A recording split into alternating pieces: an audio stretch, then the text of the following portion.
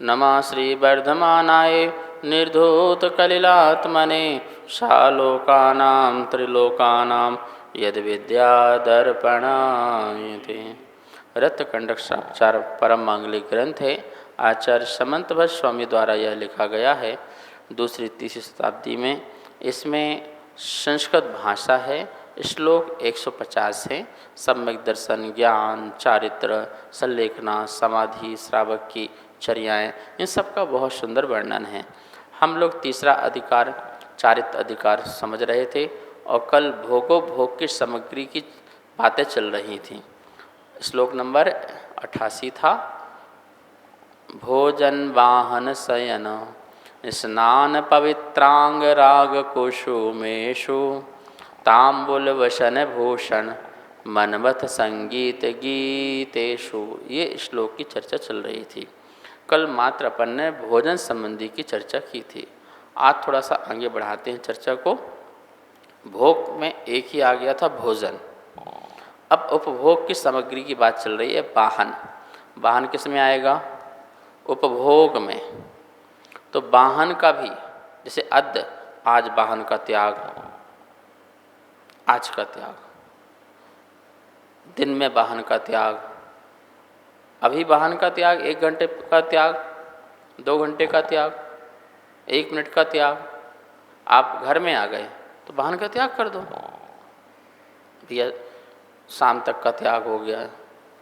या आज दिन भर का त्याग कर दिया, 24 घंटे का त्याग कर दिया, वाहन का त्याग कर दिया 24 घंटे। अब आप रात को घर में आ गए, अब वाहन का त्याग कर दो ना। ठीक है, सुबह तो नहीं जाएंगे।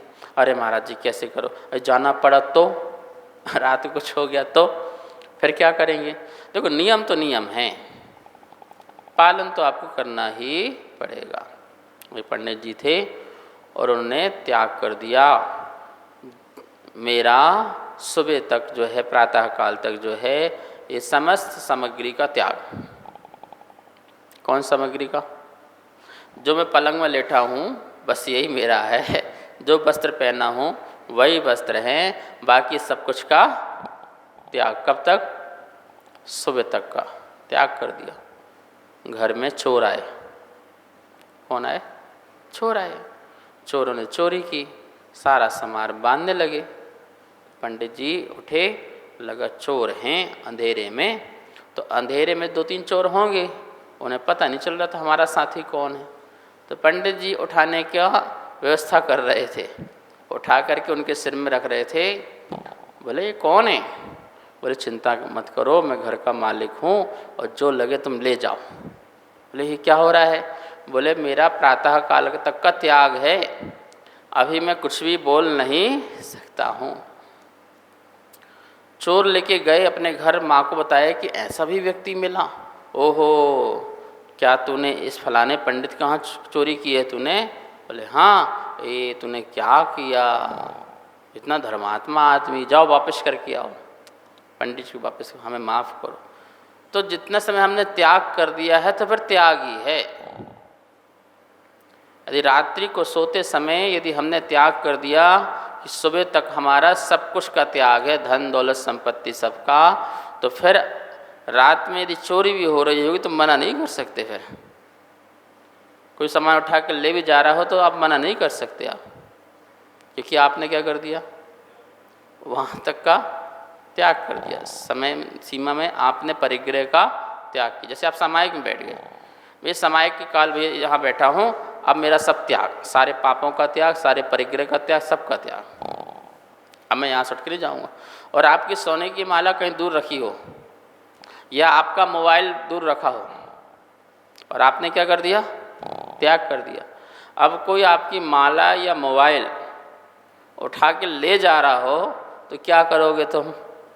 ये भी नहीं करोगे, इशारा भी नहीं करोगे। उठ जाए, उठोगे भी नहीं। संकल्प ले रखा 1 घंटे का आपने बैठने का, त्याग कर दिया। और फिर आपका परिग्रह का त्याग है, फिर आप परिग्रह से कैसे मोह कर सकते हो? वो तो आपका परिग्रह था और आपने 1 घंटे का त्याग कर दिया। वही आपकी त्याग की परीक्षा होती है। उसमें आपने कितना समता भाव रखा और उस समता का आनंद लो। उसी में तुम्हारी निजरा होगी। तो वाहन, यहाँ वाहन शब्द से कोई गाड़ी है, घोड़ा है, बैल की सवारी, ऊँट की सवारी, जानवर की सवारी, ठीक है ना, कोई साइकिल की सवारी, 2 पहिए की, 4 पहिए की, 6 पहिए की, रेलगाड़ी की, एरोप्लेन की, किसी भी चीज़ की जिसमें आपको सवार होके जाना है, वो सब आपके वाहन कहलाएंगे। छकड़ा छकड़ी जितने भी हैं, ये गाड़ी घोड़ा, ये सब आपके क्या हैं? ये आप सबके वाहन हैं।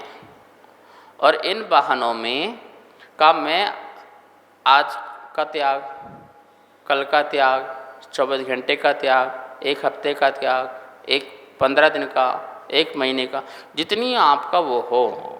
जैसे कितने ही श्रावक जो हैं, जो अनुव्रती हैं, भोग सामग्री त्याग करते हैं। जैसे चतुर्मास आते हैं तो चतुर्मास में वाहन का त्याग कर देते हैं कि हम 4 महीने जो है वाहन का त्याग करते हैं। तो ये चातुर्मासिक उनका वाहन का त्याग हो गया। कोई कोई संघ में होते हैं, महाराज जी से हम 10 लक्षण पर्व तक का त्याग करेंगे, तो उसका त्याग कर देते हैं। कोई कोई जो है 1 महीने का त्याग करते हैं। तो जो जितनी अपनी साधना करना चाहता है वो उसको छोड़ देता है। इससे फ़ायदा क्या होता है? अरे त्याग कर दिया तो तुम वाहन से नहीं जाओगे तो वहाँ के राग देश तुम्हारे नहीं बनेंगे ना। वहाँ का जो मोह बनना था, वहाँ का राग बनना था, वहाँ का द्वेष बनना था, वहाँ की जितनी परेशानियाँ थी वो सब मेरे पर आनी थी। वो सारी की सारी परेशानियाँ, दुख क्या हो गए? कष्ट दूर हो गए। ना किसी अन्य निमित्त के पास जाएंगे और ना वैसे परिणाम मेरे होंगे। तो इसका ये फायदा है, ये फायदा है। तो इसलिए बोल रहा है उपभोग में वाहन का भी नियम बनाना। मैं दिन में 1 बार ही वाहन उपयोग करूँगा, बस भैया मेरा नियम है 1 हफ्ते का वाहन का। जैसे 10 लक्षण परमाएंगे तो जाना तो पड़ेगा भाई, हम 1 बार या 2 बार का नियम ले लिया कि आना जाने का 2 बार का वाहन का उपयोग करेंगे, ठीक है। अथवा ऐसा भी नियम हो सकता है सिर्फ मंदिर आने जाने के लिए वाहन का उपयोग करूँगा। ऐसा भी नियम हो सकता है सिर्फ दुकान आने जाने के लिए नियम लूँगा, बाकी का नहीं करूँगा। कोई पार्टी में जाना है, कोई यहाँ जाना, कोई वहाँ तो खरीदी करने जाना, उसका वो भी तो एक मर्यादा है ना। कितने सारे नियम व्यक्ति अपने आप को जो है उपभोग सामग्री से अपने आप को बचा सकता है। उस उपभोग सामग्री के प्रति जो भी राग द्वेष के परिणाम होने थे उनसे अपने आप को बचा सकता है, ठीक है। तो ये वाहन संबंधी, वाहन किस में आएगा? भोग में कि उपभोग में? उपभोग में। क्यों? क्योंकि बार बार इसका उपयोग किया जा सकते हैं, तो इसलिए उपभोग में है। भोजन उपभोग में नहीं है, भोजन तो भोग में है। उसे 1 बार ही उपयोग किया जा सकता है, 1 बार ही भोगी जा सकती है जो सामग्री, वो भोग। और जिसे बार बार भोगी जा सकती है, जिसे बार बार उपयोग किया जा सकता है, उसे उपभोग। अब दिया है शयन।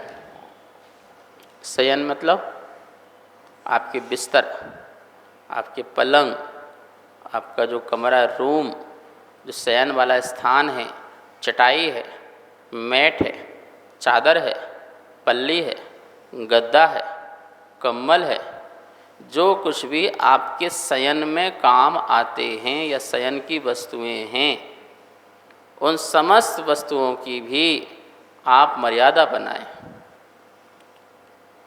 मैं पलंग में जो भैया 1 बार ही सोऊंगा, बाकी समय पलंग में नहीं जाऊंगा। कि पलंग में जाते ही हमें प्रमाद आता है, हमें आलस आता है, निद्रा आती है, हमारी सामायिक भंग होती है, हमारी क्षमता भंग होता है। और पलंग में जाते ही हमें अन्य प्रकार के परिणाम प्रकट होते हैं। इसलिए मैं पलंग का त्याग करता हूँ भैया। 24 घंटे में 1 बार ही पलंग में गया सो गया, उठा सो उठा। गद्दों का, मैं गद्दे का उपयोग 1 बार सोने वास्ते में करूँगा, बाकी समय नहीं करूँगा। आजकल देखो लोग दिन भर पलंग में बैठे रहते हैं, घरों में दिन भर गद्दों में बैठे रहते, सबकी कमर खराब हो गई। ऐसे झुके बैठे रहते हैं, टेके बैठे रहते हैं, रीढ़ की हड्डी उनकी टेढ़ियाँ हो गई, कमर में दर्द आ गया, डिस्क प्रॉब्लम हो गई। क्यों? ये जो गद्दे हैं स्पंज वाले, उसके कारण उनमें जो है लचक आ गई।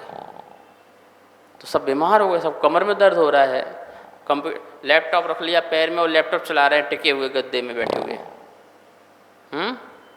पढ़ाई भी बच्चे गद्दे में लेट के कर रहे हैं। कैसे पढ़ाई होगी, कैसे अध्ययन होगा? नहीं होगा। ये कितना सुंदर नियम है। नहीं भैया, एक बार हम उठे तो हमने बिस्तर का त्याग कर दिया, हम तो इतने बजे ही बिस्तर को पकड़ेंगे और दूसरे समय नहीं। तो संकल्प हो गया, आज मैं बिस्तर का त्याग करता हूँ, कल मैं बिस्तर त्याग करता हूँ। अब गर्मी आ गई है ना, अब क्या आवश्यकता बिस्तरों की? अब चटाई में आ जाओ, अब बिस्तर को छोड़ दो। तो या गर्मी के समय में मैं चटाई में शयन करूँगा, इसमें नहीं करूँगा। बिस्तर बिछे हुए हैं, नीचे छिपकली है, कीड़े हैं, मकोड़े हैं, मच्छर हैं, जानवरों ने अपना घर बना रखा है, खटमल हैं, क्या हैं, वो सब मर रहे हैं। क्योंकि रोज़ तो तुम बिस्तर उठाते नहीं हो, रोज़ तो पलंग उठाते नहीं हो, ना उनको धूप दिखाते हो, तो उनमें जीव आदि भी कितने पैदा हो रहे हैं। ये सब से बचने के लिए ये सब नियम होते हैं। शयन में भैया मैं दिन में नहीं सोऊंगा आज, अथवा एक बार ही सोऊंगा, अथवा 10 मिनट को ही सोऊंगा थकान दूर करने के लिए। ये भी नियम हो सकते हैं, ये भी संकल्प हो सकते हैं। रात्रि में मैं इतने बजे शयन करूंगा, इतने बजे उठूंगा, ये भी एक नियम है। इन सबके बनने से हमें बहुत सारी चीज़ों में बचाव होता है और हमारे पास संयम समता की भी प्राप्ति होती है। स्वाध्याय को समय मिलता है, अध्ययन को मिलता है। अन्यथा दिन भर देखो, सबसे पहले तो ये नियम लो कि उठते ही बिस्तरों को गद्दों को उठा करके पहले ऐसी जगह पटक देने तो दिखे ना। चटाई को सबको उठा करके अलग कर देना है, ना होगी चटाई, ना होंगे बिस्तर, ना निद्रा आएगी, न सोएंगे। बस चीज़ दिखती है तो मन करता है, और जब चीज़ नहीं दिखती है तो मन भी नहीं करता है। ये नियम है। भोजन सामने दिखता है तो आहार संज्ञा जागृत हो जाती है, बिस्तर दिखता है तो निद्रा संज्ञा जागृत हो जाती है, सामने स्त्री आदि होती है तो काम संज्ञा जो है जागृत हो जाती है, और भोग की सामग्री पड़ी होगी तो वो परिग्रह संज्ञा आया है ना। जीव कांड आदि में देखो ना, ये संज्ञा कैसे देखने से, इनको देखने से, इनके बारे में सुनने से, उनके देखने से, इनके बारे में सुनने से, जैसे आहार संज्ञा सूंघने से भी, देखने से भी। अच्छा, आहार की चर्चा चल जाए तो सुनने से भी भूख की आ जा सकती है। ये लिखे, उसमें कारण लिखे हुए हैं, पढ़िए कि चारों संज्ञाएं जो हैं कैसे कैसे पैदा हो जाती हैं। तो इन चारों प्रकार की संज्ञाओं से हटाने के लिए तो बात कर रहे हैं भगवान। क्या कर रहे हैं? भोजन की संज्ञा से हटा दिया। ये वाहन शयन जो हैं, ये सब संज्ञाएं तो हैं परिग्रह संबंधी। ये सब शयन, ये वाहन जो है परिग्रह है, परिग्रह संज्ञा है। गाड़ी बार बार देखिएगी तो यात्रा करने का मन करेगा, भाई इससे दूर हो जाओ थोड़ी देर के लिए। शयन। फिर दिया है स्नान। चौथे नंबर में क्या दिया है? स्नान। स्नान तो सब जानते हैं, जो गात्र है, जो शरीर है, उसका प्रक्षालन करना, उसको जो है मल आदि से दूर करने के लिए जल आदि का उपयोग किया जाता है, वो स्नान है, प्रक्षाल है। स्नान में भी नियम लेना, एक बार ही स्नान करना, ठीक है, 2 बार स्नान करना। ऐसे भी नियम है कि आज स्नान ही नहीं करना। क्यों? इसलिए स्नान नहीं करना क्योंकि हम कौन नहाए, कौन पानी छाने, कौन पानी गर्म करे, चलो छोड़ो आज छोड़ देते हैं, ऐसा नहीं। इसलिए स्नान नहीं कर रहा हूँ, इतना पानी आज बचेगा तो मेरे हिंसा से बचूंगा। कोई देखो पहले कह रखे हैं अभिसंधि कृता, अभिप्राय पूर्वक ही त्याग करना है, बिना अभिप्राय के त्याग नहीं करना है। भैया आज मैं एक टाइम स्नान करूँगा, इसका मतलब क्या है?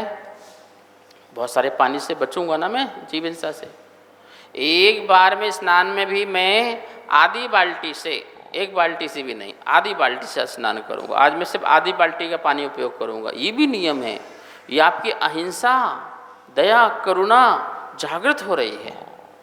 अंदर करुणा जागृत हुई तभी आपने आधी बाल्टी पानी लिया, और दया जागृत हुई तो आपने एक डब्बा मग्घा ही लिया, और जागृत हुई तो आप कमंडल वाला पानी लिया, और जागृत हुई तो कमंडल भी नहीं, ध्यान करके सीधे केवल ज्ञान हो गया। तो ये कितनी करुणा बढ़ती जाएगी हमारी, बूंद बूंद से घड़ा भरता है ना। ये सब आचार्य भगवान इसलिए कहना चाह रहे हैं, तुम जितने अपनी जो सांसारिक क्रियाएं हैं उसमें नियम लेते जाओगे, आज इतना इतना इतना इतना इतना इतना छोटा कर लोगे अपने आप को, सबसे बच जाओगे, तो अपने आप को समय ज़्यादा दे पाओगे, अपने स्वरूप को जानने के लिए, अपनी आत्मा को जानने के लिए समय दे पाओगे।